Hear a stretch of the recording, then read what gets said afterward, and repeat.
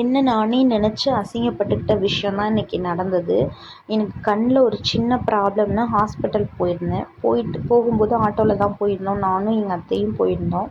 வர்ற வழியில் ஒரு சின்ன வேலையாக ஒரு கடைக்கிட்ட ட்ராப் பண்ண சொல்லியிருந்தோம்.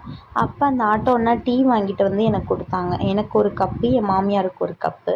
எதுக்குண்ணா, சாப்பிட்ற டைம் ஆயிடுச்சு அப்படின்னு நான் கேட்டேன். அதுக்கு அவர் சொன்னார், அம்மா நான் காலையிலேருந்தே சாப்பிடலை அப்படின்னு சொன்னார். எனக்கு அதை கேட்கும்போது ரொம்ப கஷ்டமாக இருந்துச்சு.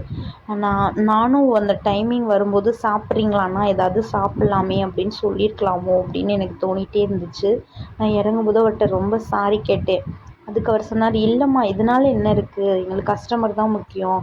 ஒரு நாள் ஃப்ரீ ஆகிடும், ஒரு நாள் பிஸியாக இருப்போம், அதனால ஒன்றும் இல்லை அப்படின்னு சொன்னார். இருந்தாலுமே எனக்கு ரொம்ப கஷ்டமாக இருந்தது அந்த டே. இனிமேல் யாருமே இந்த மாதிரி போனீங்கன்னா ஒரு வார்த்தை கேளுங்க, சாப்பிட்றீங்களாண்ணா, டீ குடிக்கிறீங்களாண்ணான்னு கேளுங்க. இதிலேருந்து நான் இதை தான் கற்றுக்கிட்டேன். இவர் தான் அந்த ஆட்டோ அண்ணா, ரொம்ப நல்ல மனுஷன். இது சொல்லணும்னு தோணுச்சு, நான் சொன்னேன். எனிவே என் சேனல் பிடிச்சிருந்தா சப்ஸ்கிரைப் பண்ணுங்கள், சப்போர்ட் பண்ணுங்கள்.